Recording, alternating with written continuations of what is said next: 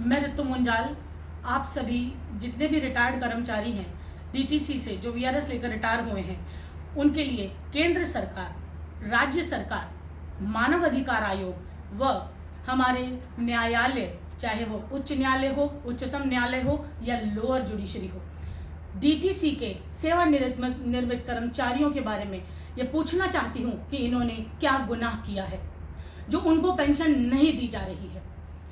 ना ही कोई चिकित्सा सुविधा, पेंशन मिलने का ना कोई कारण और सरकार की योजना का कोई भी लाभ उन तक नहीं पहुंच रहा है। आज मैं बहुत दुख के साथ आप लोगों के सामने ये चीज़ रखना चाहती हूँ कि भ्रष्ट अधिकारियों और भ्रष्टाचार के चलते, भ्रष्ट राजनीति के चलते डीटीसी के रिटायर्ड कर्मचारी दर बदर की ठोकरें खाने के लिए मजबूर हैं। केंद्र सरकार हो, राज्य सरकार हो, मानव अधिकार आयोग हो या फिर न्यायालय हो, डीटीसी के सेवानिवृत्त कर्मचारियों ने ऐसा क्या गुनाह कर दिया जो उनको पेंशन नहीं दी जा रही। मैंने 5 साल के अपने संघर्ष में लगातार एड़ी चोटी का जोर लगाते हुए मानव अधिकार आयोग से संपर्क करके उनसे ऑर्डर पास करवाया कि इन सेवानिवृत्त कर्मचारियों को टाइम से पेंशन दे दी जाए और मानव अधिकार आयोग ने कहा कि इनके लिए कोई ना कोई रास्ता निकाला जाए। और 12,000 रिटायर्ड कर्मचारियों को फाइंड आउट भी किया दिल्ली सरकार ने और परिवहन मंत्री के पास जाने के बाद, परिवहन मंत्री से मिलने के बाद भी हमें कोई आश्वासन, कोई जवाब नहीं मिला और ना ही पेंशन मिली। इनफैक्ट इन 5 सालों में मेरे पास जो रिटायर्ड कर्मचारी 30, 35, 40 साल की सर्विस देने के बाद भी रोटी रोटी के मोहताज हो रहे थे, उनके बीच में वो कर्मचारी भी आकर जुड़ गए जिनकी 2-2 महीने की पेंशन, 3-3 महीने की पेंशन भी नहीं आ रही है। और इस बात को, दुख को आप सबके समक्ष रखते हुए मैं बस इतना जानना चाहती हूँ हमारी केंद्र सरकार से, हमारी राज्य सरकार से, हमारे न्यायालयों से कि इन डीटीसी कर्मचारियों का गुनाह आखिर है क्या। इन्होंने अपनी सारी जिंदगी आपको रोटी कमाने के लिए और सिस्टम को चलाने के लिए दी, फिर भी आज ये रोटी रोटी के मोहताज हो रहे हैं और बहुत सारे बुजुर्ग तो इस दुनिया से चले भी गए हैं। क्या इसीलिए इन्होंने सरकारी नौकरी की थी? क्या सरकार इसीलिए बैठी है कि अपना, सिर्फ अपने बारे में सोचे? इन बुजुर्ग कर्मचारियों को, जिनको आप कहते हो कि हम बुजुर्गों को अच्छी सुविधाएं दे रहे हैं या फिर उनको हम तीर्थ यात्रा करा रहे हैं, ऐसी तीर्थ यात्रा से लाभ नहीं होगा। ये सभी भ्रष्ट अधिकारियों को इसका जवाब देना होगा। न जाने कितनी सारे कर्मचारी हैं जो इस दुनिया से चले गए हैं या घर पर अपनी चारपाइयों पर पड़े हैं। क्या इनका कोई माई बाप नहीं है? ये सवाल आज मैं आप सबसे, आम जनता से भी करना चाहती हूँ। और साथ साथ काफ़ी अरसे से सेवानिवृत्त कर्मचारी जिनको पेंशन नहीं मिल रही है, हम सभी सरकारी विभागों के पास मैंने पत्राचार करके एक एक डिपार्टमेंट को आगाह कराया, चाहे उसमें डीटीसी के चेयरमैन हो या डीटीसी के पेंशन विभाग के अधिकारी हो, पेंशन कमिश्नर हो, ट्रांसपोर्ट मिनिस्टर हो और हमारी राज्य सरकार यानी कि हमारे चीफ सेक्रेटरी दिल्ली हो, सबको रिप्रेजेंटेशंस भेजी और करीब 250-300 कर्मचारी जो मुझसे जुड़े, मैंने उनकी लिस्ट भी भेजी। लेकिन फिर भी आश्वासन मिला 2 दिन 4 दिन समय ले लेंगे, काम करेंगे। 1 साल पहले एक सर्कुलर भी पास किया गया चीफ सेक्रेटरी दिल्ली के थ्रू। हमारे मेहनत के बाद उन्होंने कहा कि हम 12,000 कर्मचारियों को फाइंड आउट किया है और न्यूज़पेपर में भी बहुत चला अगस्त 2022 में कि हम इनको पेंशन देंगे। लेकिन धोखे में रखा, हमें भी धोखे में रखा। वकील होने के नाते वकालत करते हुए मैं न्यायालय के दरवाजे तक भी गई।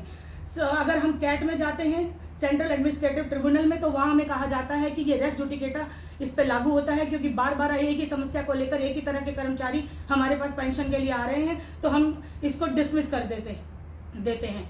और वहीं जब उसी को लेके हम हाई कोर्ट जाते हैं तो हाई कोर्ट में हमें हिदायत दी जाती है कि आप इसको लेके कैट में जाइए, यानी सेंट्रल एडमिनिस्ट्रेटिव ट्रिब्यूनल में, क्योंकि ये सर्विस मैटर है। और फिर जब हाई कोर्ट की डिसमिस प्रपोजल को लेके और डिसमिस पिटीशन को लेके हम जब सुप्रीम कोर्ट पहुंचते हैं उसको पीआईएल कन्वर्ट कराने के लिए, तो वहाँ सुप्रीम कोर्ट हमें कहता है कि ये फैमिली पेंशन का मैटर नहीं है और जो सुप्रीम कोर्ट की गाइडलाइन है उसमें सिर्फ फैमिली पेंशन आती है, ये सीसीएस पेंशन रूल से गवर्न होते हैं।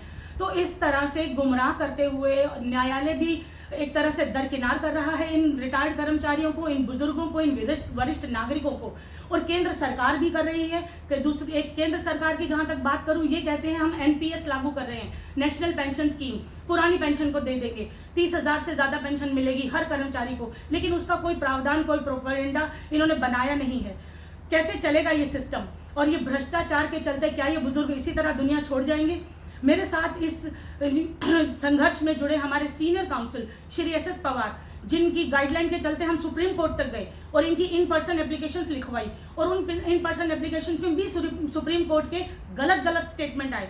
इसके लिए मैं आपकी बात अपने senior council Shri S Pawar से कराऊंगी। सर प्लीज़ आप हमें बताइए कि आगे का एजेंडा क्या होगा और इन बुजुर्गों को पेंशन कैसे मिलेगी, please sir.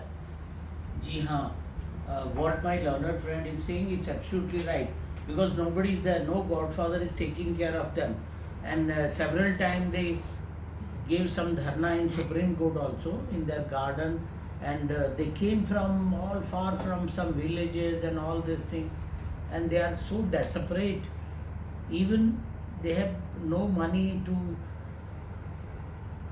survive for a long time, and even they are not getting a meal square a day. So this is very disgusting. Even all the politicians, all the commissions like Human Rights Commissions and all other, they simply give them a assurance, okay, we are looking into the matter, we'll do this thing, that thing. And even Ritu Munjal has done his best. He made several efforts to help them out. But when we are not getting any clue from them, or we are not getting any kind of support, she is also very fed up from all the behavior of this corrupt politicians and corrupt officials of DTC and the other peoples. So my humble request to all the governments, even the judges and judiciary, at least someone should take care of them. They are the, what we say, like they are the reservoir of experience. They committed their whole life for DTC, and at the fag end of their life, where they'll go? Even nobody is there to support them. Their children, grandchildren, even they are unable to take care of them. So it's very serious issue, and the government and the concerned authorities should take some drastic step so that at least they can survive properly, and they are living in the hope of getting this pension very soon. That's all. Kindly look into the matter and do the needful. जय हिंद, जय भारत। मैं इसी appeal के साथ आज सभी retired कर्मचारियों को हौसला, आश्वासन, भरोसा देते हुए ये बताना चाहती हूँ कि आपकी पेंशन हर हाल में होकर रहेगी, चाहे इसके लिए हमें कि सेवानिवृत्त कर्मचारियों के लिए केंद्र सरकार, राज्य सरकार, मानवाधिकार आयोग और न्यायालय के दरवाजों को बार बार खटखटाना पड़े, धरने प्रदर्शन पे उतरने के लिए मजबूर हो चुके ये इन सभी रिटायर्ड कर्मचारियों के साथ मैं रितु मुंजाल, हमारे सीनियर काउंसिल और पूरी टीम सहयोग करेगी। और मैं अपील करती हूँ अपनी केंद्र सरकार से, अपनी राज्य सरकार से, मानवाधिकार आयोग से और न्यायालय से कि कृपया इस मैटर को देखें, इन्हें न्याय दिलाएं, और जिनको पेंशन नहीं मिल रही है उन सभी विभागों को जल्द से जल्द नोटिस करके एक ही टेबल पर इकट्ठा किया जाए, और अगर इसमें कोई भ्रष्टाचार में लिप्त पाया जाता है तो उसके खिलाफ कॉन्ग्निजेंस लेते हुए इनको सजा दी जाए, इनके खिलाफ मुकदमे दर्ज किए जाएं, ताकि इन्हें सबक मिले कि इनकी वजह से कितने बेघर हो चुके